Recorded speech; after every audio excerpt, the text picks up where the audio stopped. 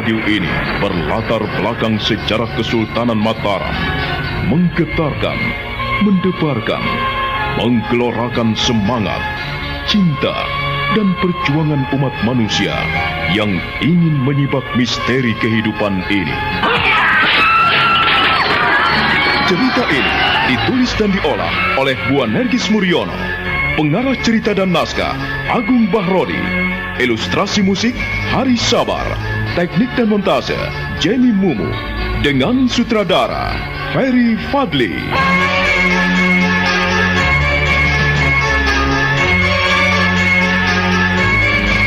Wahyu Astabrata dalam episode pertama ini dengan judul Carita Adipurwa. Ki Wulung menahan diri dengan diam membiarkan istrinya mengamuk. Nyai Wulung jengkel sekali karena menganggap suaminya selalu menyalahkannya. Beberapa saat lamanya mereka saling pandang dengan tatap mata tajam. Nyai Wulung sedih. Dari sudut matanya yang sudah mulai layu, keluarlah air mata. Ki Wulung tersenyum, bibirnya bergetar. Lalu laki-laki itu bangkit meninggalkan istrinya, berdiri di ambang pintu sambil bertelakan tiang pintu.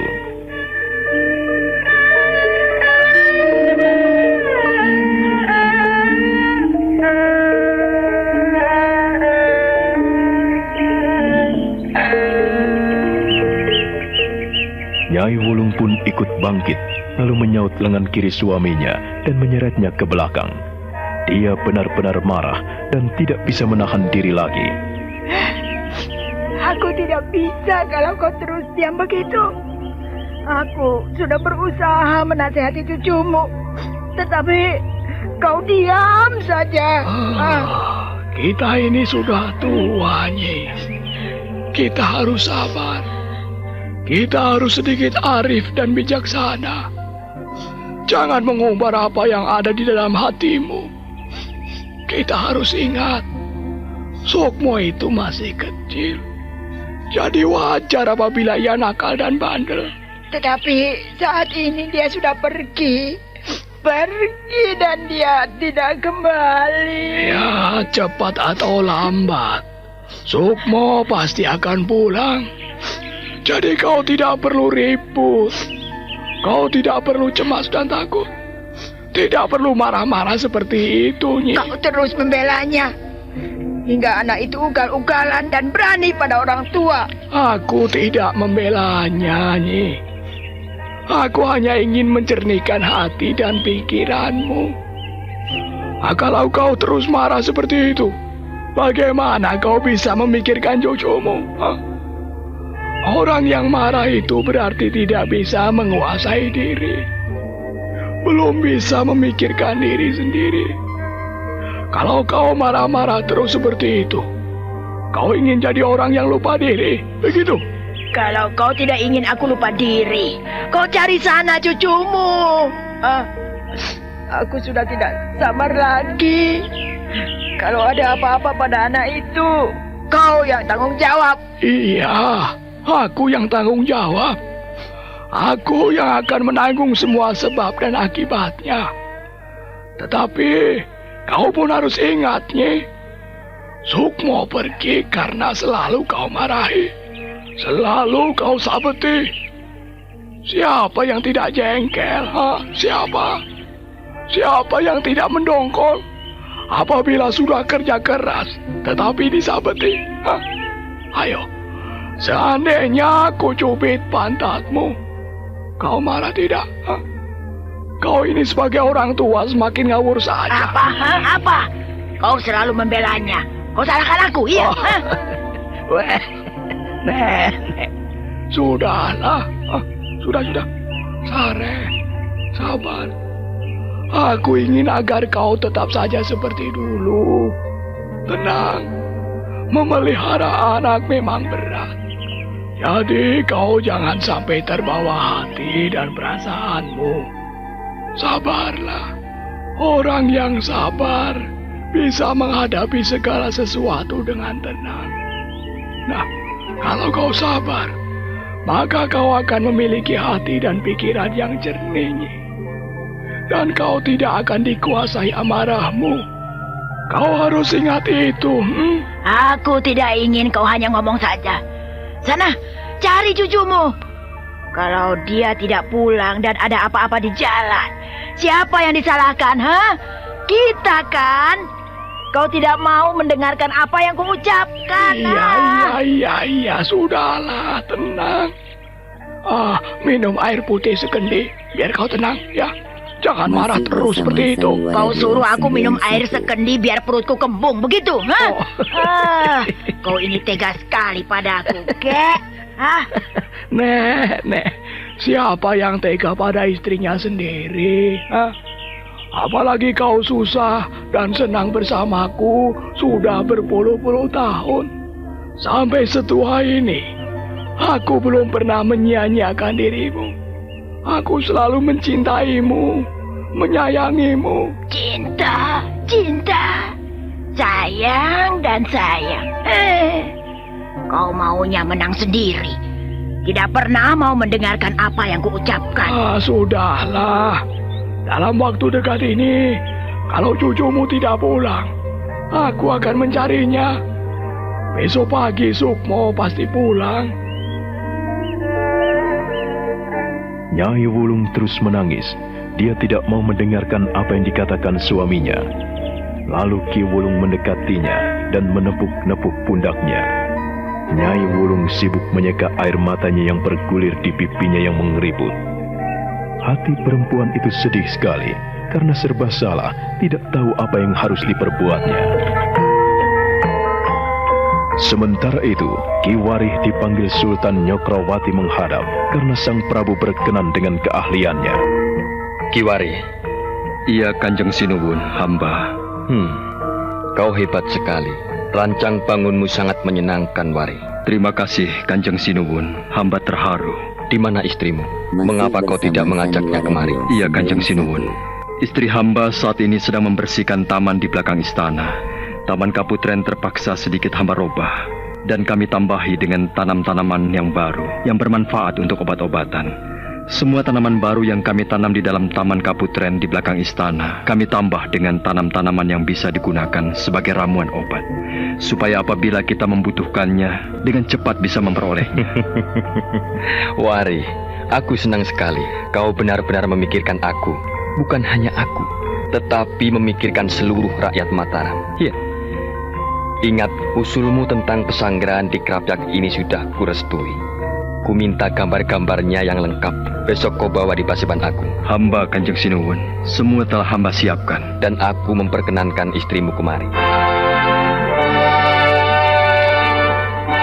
Ki Warih menundukkan kepalanya, menyembah bersujud di depan tahta Panembahan. Hatinya terharu sekali karena menerima penghormatan yang besar dari Sultan Mataram. Sang Prabu benar-benar bangga memiliki orang kepercayaan seperti dirinya. Dia kemudian segera menghaturkan sembah sampai 3 kali.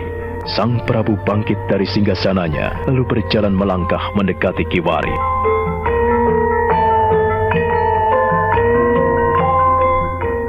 Ayahmu dulu juga sering mengusulkan kepada almarhum Kanjeng Romo. Eyang Wulung pernah mengatakan, alangkah baiknya apabila kita memiliki pesanggrahan-pesanggrahan kecil. Sebab pesanggrahan-pesanggrahan itu bisa bermanfaat buat kita untuk melepaskan lelah. Dan ternyata kau mempunyai ide yang sama. Dan sekarang ini aku mewujudkannya, Wari. Iya, Kanjeng Sinuwun. Hamba siap. Hamba siap untuk melaksanakan perintah. Jangan khawatir, Wari. Aku pun akan ikut serta turun tangan dalam pembangunan pesanggrahan di Krapyak nanti. Nah, pesanku, agar kau besok pagi jangan lupa membawa gambar-gambarnya. Sebab hanya kau yang bisa kupercaya untuk mengatur semua ini. Terima kasih, Kanjeng Sinuwun. Hamba akan melaksanakan titah paduka. Kadang-kadang apabila kita letih, kita juga perlu istirahat, bukan? Pemikiran-pemikiran seperti itu kadang-kadang menghantui pikiranku. Aku ingin segera mewujudkannya. Wari. Iya, Kanjeng Sinuwun. Aku juga ingin kau merencanakan rancang bangun untuk seluruh daerah bawahan yang dimiliki Istana Mataram ini. Kita harus punya identitas. Kita harus memiliki simbol bahwa kita ini merupakan satu kesatuan yang tidak bisa dipisah-pisahkan. Iya, Kanjeng Sinuwun. Hamba juga telah memikirkannya. Oh, jadi kau telah memikirkan hal itu? Iya, Kanjeng Sinuwun. Hamba telah memikirkannya. Kalau begitu, tak ada salahnya apabila besok pagi kau usulkan hal itu di Paseban Agung. Ki Warih menghaturkan sembah pada Kanjeng Sultan yang telah merestui segala usul rencananya. Dia kemudian mundur setelah menyembah 3 kali. Dia berjalan dengan merangkak, dan sambil merangkak, terus tanpa berani menatap wajah Sang Prabu. Ketika dia sudah turun dari tangga Siti Inggil, maka dia pun segera meninggalkan tempat itu menuju ke rumahnya. Dia segera menemui istrinya yang masih sibuk menanam empon-empon.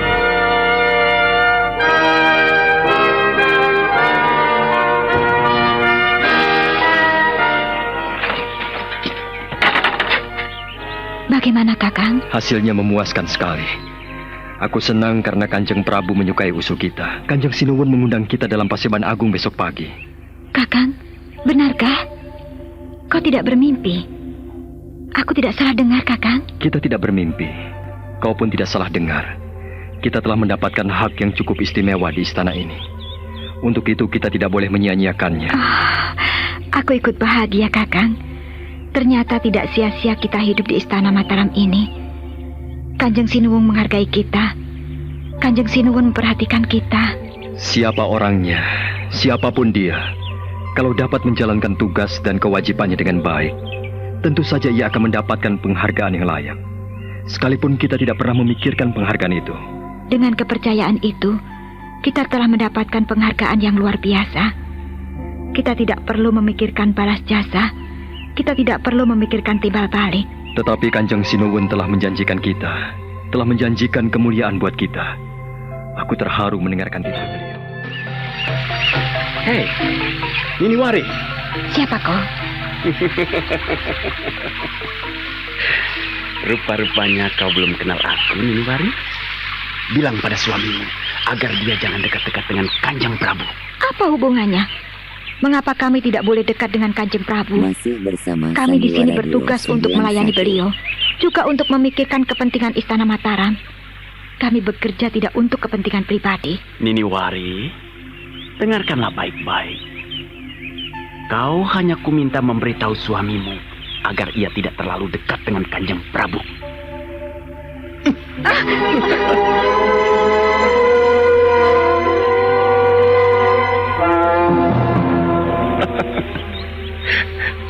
Di sana, kau jangan kurang ajar. Nini Wari, ternyata dagumu masih kencang.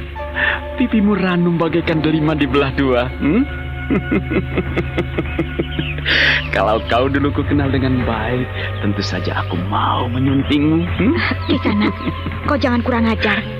Aku bisa melaporkan tindakanmu pada Kanjeng Sinuwun. Oh, ya, laporkanlah. Bilang padanya, itu jika kepalamu ingin putus. Di sana. Katakan padanya, namaku Kolo Cokro. Ingat-ingat dengan baik. Namaku Kolo Cokro. Kolo Cokro. Ternyata tajam ingatanmu. Bagus. Nini Wari, aku suka padamu. Jika kau tidak punya suami, aku juga mau menerimamu. Kau akan kusunting dan kuberi rumah yang indah dan mewah. Kolo Cokro, wajahmu tampan, tubuhmu juga gagah dan tegap. Oh, Sayang, bila semua itu hanya lahiriah saja, hati dan pikiran busuk berbelatung. oh, begitu. Jadi, wajahku tampan, tubuhku tinggi tegap. Masih bersama Sandiwara Terima Radio kasih atas 91. pujianmu, Nini Wari. Tenanglah, suatu saat kau pun bisa menikmati kelebihanku, keperkasaanku. Hati dan mulutmu benar-benar kotor, Kolo Cokro. Hei, tunggu. Lepaskan! Lepaskan! Mana mungkin aku melepaskan perempuan cantik. Nini Wari, Lepaskan! kau tidak suka kusentuh? Lepaskan!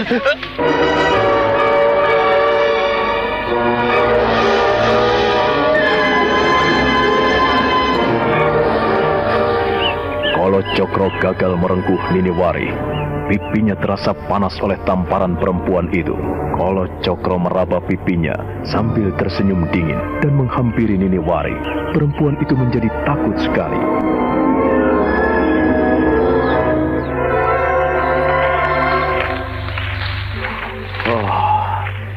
Kau menamparku, Niniwari. Kau kurang ajar sekali, Kolo Cokro.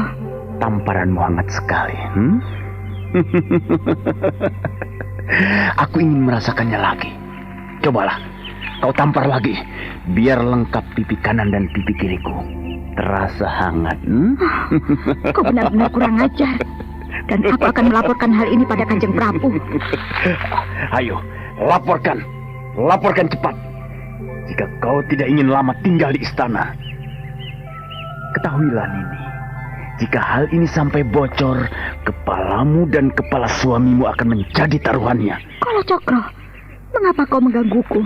Pergilah, jangan ganggu aku. Niniwari, aku tidak akan mengganggumu. Tapi izinkanlah aku menyentuh pipimu.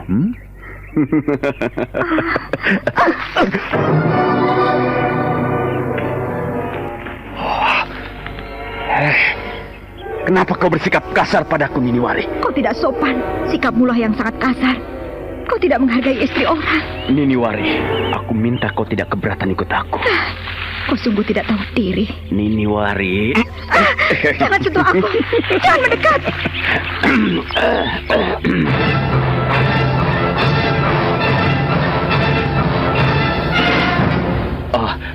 Paman Gending.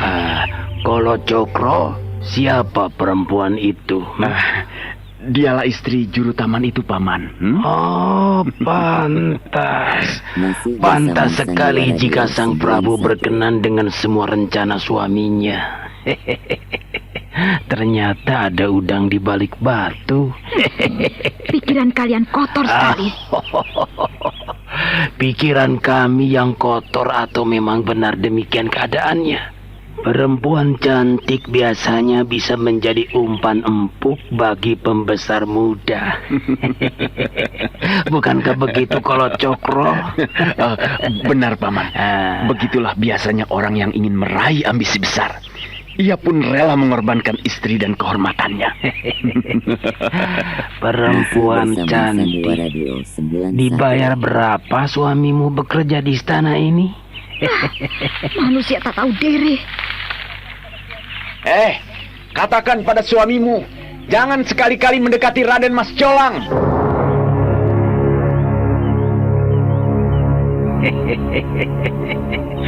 Apakah tujuan kita bisa berhasil, Kolo Cokro?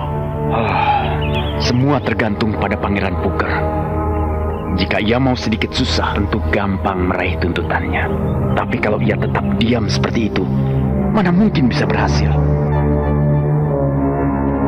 Segera temui beliau, dan aku akan menyusul. Bagaimana, Kolo Cokro? Apakah tugasmu sudah kau lakukan dengan baik? Semua dapat berjalan dengan lancar, Pangeran. Kau sudah menemui Niniwari? Iya, Pangeran. Apa katanya? Saya yakin ia akan melakukan apa yang kita inginkan. Ia tidak berkutik di hadapan saya. Ia ketakutan sekali, Pangeran. Kau bawa namaku? Jangan khawatir, Pangeran. Nama Pangeran tidak ada yang tahu. Semuanya sayalah yang menanggung. Kata-katamu bisa kupercaya. Kepala saya menjadi taruhannya, Pangeran. Aku percaya kepadamu. Tapi kalau ada apa-apa, orang pertama yang kutangkap adalah kau. Ini bukan masalah ringan. Iya, Pangeran. Saya tahu itu. Simpan rahasia ini sebaik-baiknya.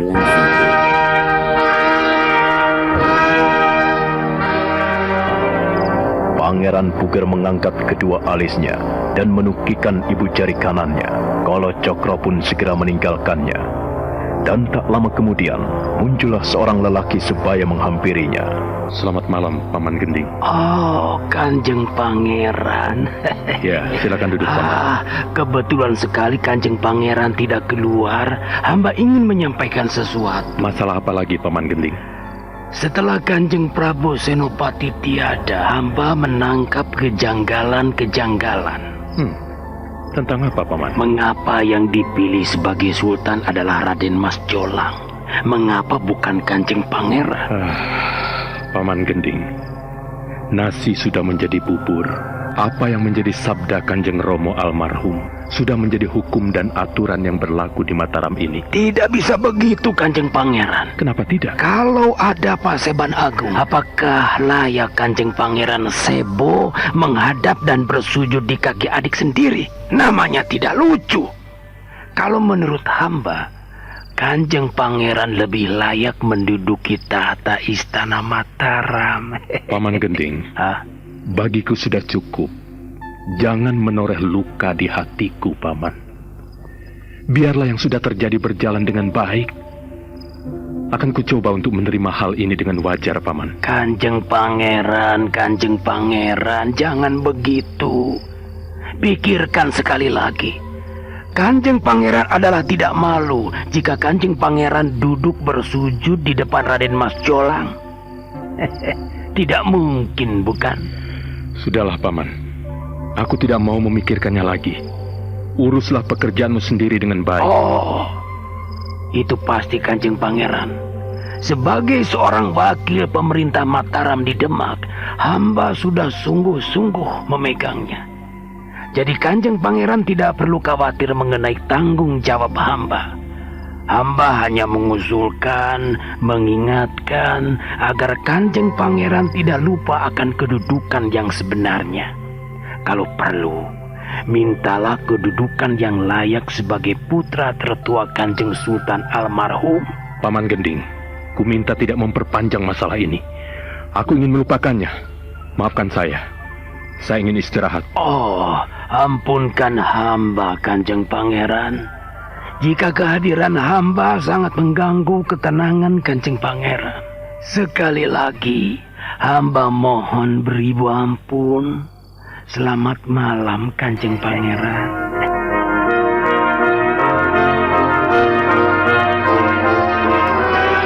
Tumenggung Gending lalu meninggalkan Wisma Kepangeranan. Setelah menoleh ke kanan kiri, dia segera menyelinap di antara lorong-lorong istana. Suasana di sana nampak gelap gulita. Hanya pelita minyak di sudut-sudut ruangan istana nampak temaram. Sementara itu, di kediaman Kiwari nampak hening dan sunyi. Cukup lama dia memperhatikan istrinya yang melamun.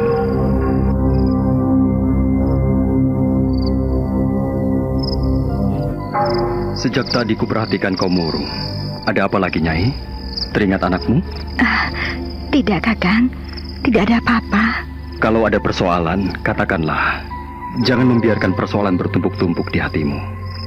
Ada masalah apa? Kakang tidak percaya padaku. Bukannya tidak percaya, Nyai. Tapi kita cukup lama hidup berumah tangga. Sekalipun tanpa bicara, aku bisa membaca sinar wajahmu. Kau nampak murung sekali. Kakang, aku tiba-tiba rindu pada suasana desa. Tenang, damai dan tentram. Tak ada yang mengganggu kita. Siapa yang mengganggumu? Tidak. Tak ada yang menggangguku. Aku merasakan perbedaan besar hidup di desa dengan hidup di kota. Kalau di desa, kita bisa melakukan apa saja tanpa ada rintangan. Kalau di sini, selalu penuh dengan aturan dan tatanan. Namanya saja hidup di pusat pemerintahan. Hidup kita bukan untuk diri kita sendiri. Tetapi apa yang kita miliki harus kita persembahkan buat sesama kita. Kakak, Ya, boleh aku bertanya kepadamu? tentang apa, Nyai? Tentang keganjilan di istana ini. Masalah apa lagi? Aku tidak melihat apa-apa.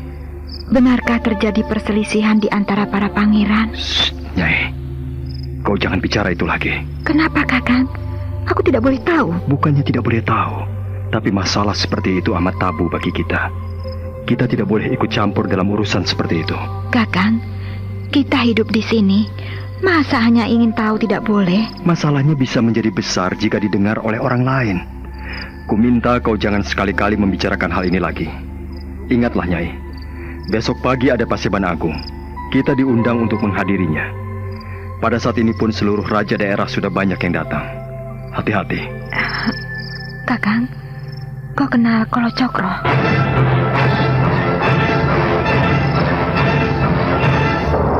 Untuk beberapa saat lamanya, Mereka tenggelam dalam keheningan. Ki Warih memperhatikan istrinya dengan dahi berkerut.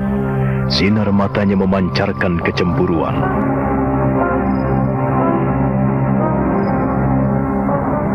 Kalau Cokro, kau... Kau jangan cemburu, Kakang. Aku hanya sekedar bertanya. Ada apa dengan laki-laki itu? Tidak mungkin kau bertanya jika tidak ada sebabnya. Hanya sekedar ingin tahu, Kakang. Dia nampaknya dekat sekali dengan Paman Kending. Aku tidak suka kau sembunyikan sesuatu. Kau pasti ada apa-apa dengannya. Kau menyukainya, Nini? Kakang, mengapa seburuk itu pikiranmu padaku? Aku istrimu, Kakang. Oh, Kakang, kau jangan begitu. Apakah pantas perempuan menanyakan laki-laki lain di depan suaminya? Kalau tidak kepadamu, aku harus bertanya pada siapa? Haruskah aku bertanya pada orang lain? Oh, Kakang, mengapa kau mudah terbakar api cemburu?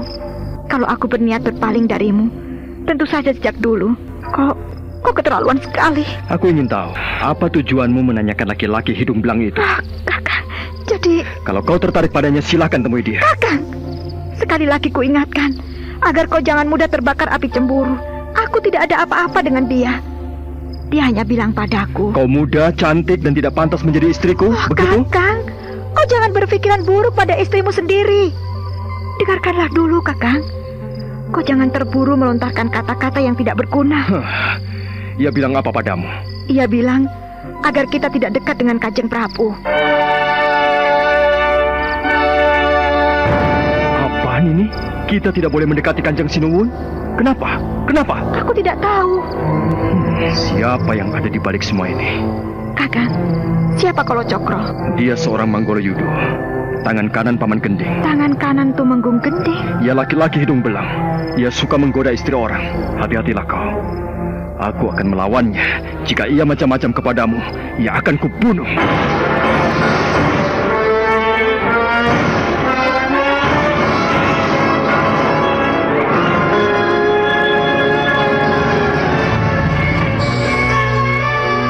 Ki Warih geram sekali mendengar pernyataan istrinya tentang Kolo Cokro.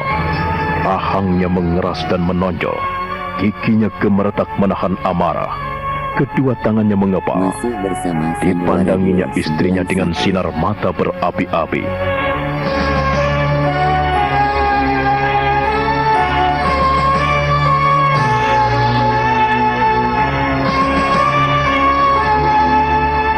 Nah, bagaimana kisah selanjutnya?